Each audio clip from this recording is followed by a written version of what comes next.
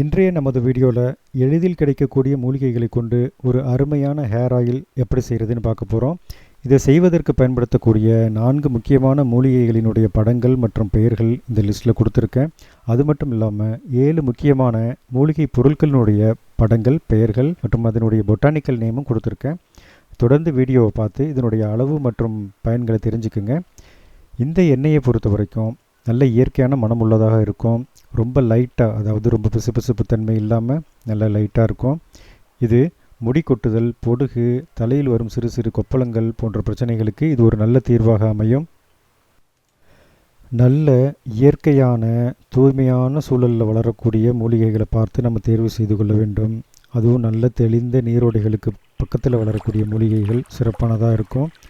அதிலும் குறிப்பாக நல்ல வெயில் படக்கூடிய இடங்களில் இருக்கக்கூடிய மூலிகைகளுக்கு சத்து மிக அதிகமாக இருக்கும். இப்படி கிடைக்கக்கூடிய பசுமையான மூலிகைகளை சாறு எடுத்து நேரடியாக நாம் பயன்படுத்தலாம்.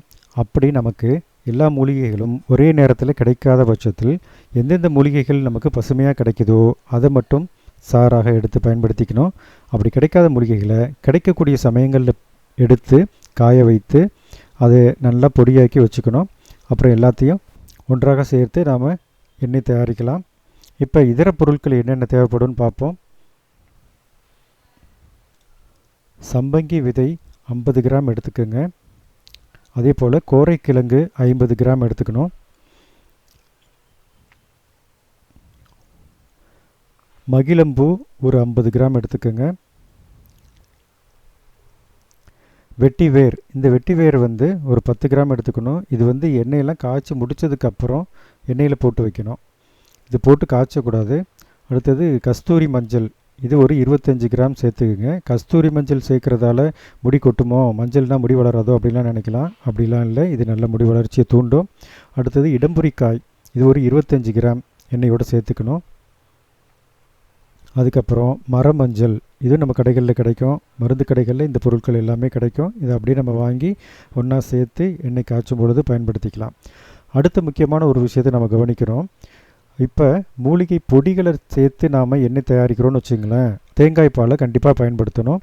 ஏன்னா காய வைத்து பொடியாக்கப்பட்ட மூலிகைகளை பொறுத்த வரைக்கும் அதில் இருக்கக்கூடிய ஆக்டிவ் பிரின்சிபிள் 2 டைப்பில் இருக்கும். ஆக்டிவ் பிரின்சிபிள் அப்படிங்கிறது நம்ம உடம்புக்கு தேவையான முக்கியமான ஊட்டச்சத்துக்கள், அது எது நமக்கு முடி வளர்ச்சியை தூண்டுதோ அல்லது நமக்கு நன்மை பயக்கக்கூடிய விஷயத்தை செய்தோ அந்த பொருட்களை எல்லாம் நம்ம ஆக்டிவ் பிரின்சிபிள்னு சொல்கிறோம். இந்த ஆக்டிவ் பிரின்சிபிள்ஸ் 2 டைப்பில் இருக்கும்.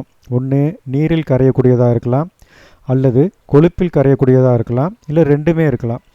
இப்போ இந்த 2 பொருட்களையுமே நம்ம முழுமையாக பயன்படுத்திக்கணும் அப்படின்னா இந்த மாதிரி தேங்காய் பாலில் ஒரு 2 மணி நேரம் அல்லது 3 மணி நேரம் ஊற வைக்கணும். அப்படி செய்வதால் தேங்காய் பாலில் இருக்கக்கூடிய கொழுப்பில் கரையக்கூடிய அந்த பொருட்கள் எல்லாம் சேர்ந்துடும். அதே போல் நீரில் கரையக்கூடிய பொருட்கள் எல்லாம் சேர்ந்துடும். அப்போ முழுமையாக நமக்கு வேண்டிய எல்லா பொருட்களும் நாம் தயார் பண்ணக்கூடிய எண்ணெய்க்கு வந்துடும். இதை கட்டிகள் இல்லாமல் நல்லா தேங்காய் பால் விட்டு நல்லா மிக்ஸ் பண்ணிடுங்க. இப்படி கலக்கப்பட்ட இந்த கலவையை 3 மணி நேரம் ஊற வைங்க. லேசாக நொதிக்கவும் செய்யும். அப்படி நொதிக்கிறதுனால எந்த பிரச்சனையும் இல்லை. உங்களுக்கு எல்லா மூலிகைகளுமே பசுமையாக கிடச்சிச்சின்னா அந்த மூலிகைகளை அப்படியே நீங்கள் சாறு எடுத்து பயன்படுத்திக்கலாம். இதில் குறிப்பாக நம்ம தெரிஞ்சிக்க வேண்டிய விஷயம், கரிசலாங்கண்ணிங்கிற மூலிகை மட்டும் 1/2 லிட்டர் சாறு எடுக்கிற மாதிரி பார்த்துக்குங்க. மற்ற மூலிகைகளோட சாறுகள் எல்லாமே சேர்த்து மொத்தமாகவே 300 ml வர்ற மாதிரி பார்த்துக்கணும். ஆலோவேரா சேர்க்குற மாதிரி இருந்துச்சுன்னா ஆலோவேரா மட்டும் தனியாக ஒரு 250 கிராம் சேர்த்துக்குங்க.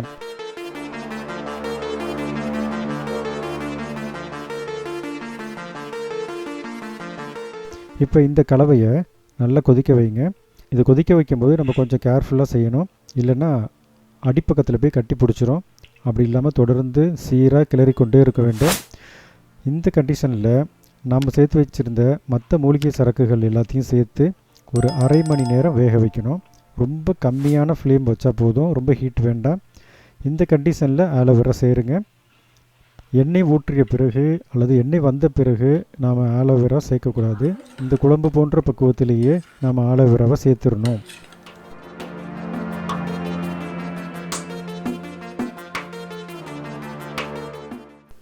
இந்த பக்குவத்தில் நாம் தேங்காய் எண்ணெய் சேர்த்துக்கலாம்.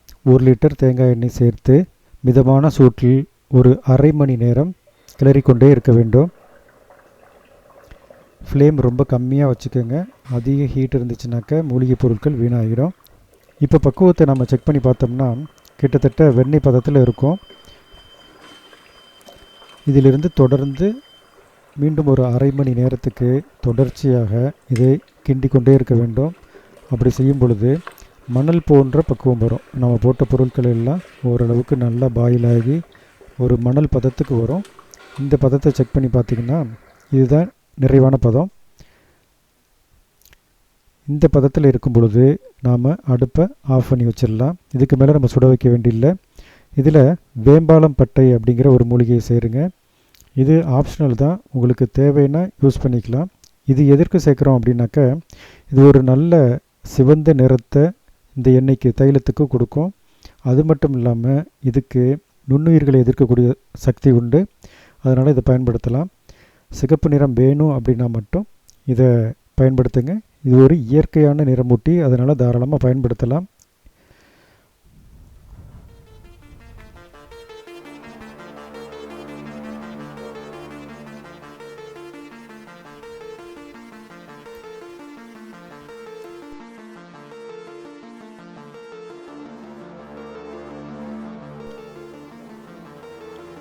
எண்ணெய் சூடு ஆறிய பிறகு ஒரு லிட்டர் பாட்டிலில் இதை அப்படியே இறக்கி வச்சுக்கோங்க. இதை அசையாமல் ஒரு வாரம் அப்படியே நிப்பாட்டி வச்சிட்டிங்கன்னா இதில் இருக்கக்கூடிய சிறு சிறு துகள்கள்லாம் அடியில் போய் தங்கிரும். அதன் பிறகு எண்ணெய் ரொம்ப தெளிவாகவும் பயன்படுத்தத்தக்கதாகவும் இருக்கும். இதனுடைய கலர் பார்த்திங்கன்னா நல்ல சிவந்த கொஞ்சம் பசுமை கலந்த சிவப்பு நிறத்தில் இருக்குது.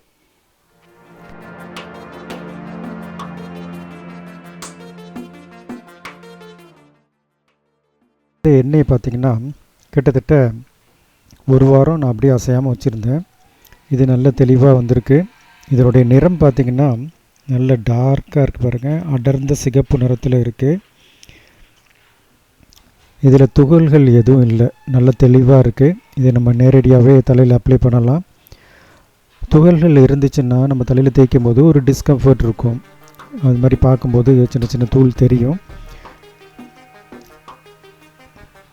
இந்த எண்ணெய் ரொம்ப ஸ்டிக்கியாக இல்லாமல் லைட்டாக இருக்குது. இது ஒரு இயற்கையான வாசனை. நம்ம சேர்த்த அந்த மூலிகை பொருட்களோட வாசனை அப்படியே இதில் இருக்குது. மூலிகை செறிவு அதிகமாக இருக்கிறதுனால இதை நாம் 50% தேங்காய் எண்ணெயோடு சேர்த்து பயன்படுத்திக்கலாம். தேங்காய் எண்ணெய் சேர்க்கும்போது ஒரு விஷயத்தை நம்ம கவனிக்கணும். நல்ல தேங்காய் எண்ணெய் வாங்கி அதை ஒரு 10-15 நிமிஷம் லேசாக சுட வச்சுட்டு அதுக்கப்புறம் இந்த எண்ணெயை சேருங்க. அப்படி சேர்க்கும் பொழுது பார்த்திங்கன்னா உங்களுக்கு இந்த கலர் வரும். நல்ல ஸ்ட்ராங்கான சிகப்பு நிறம் இருக்கும்.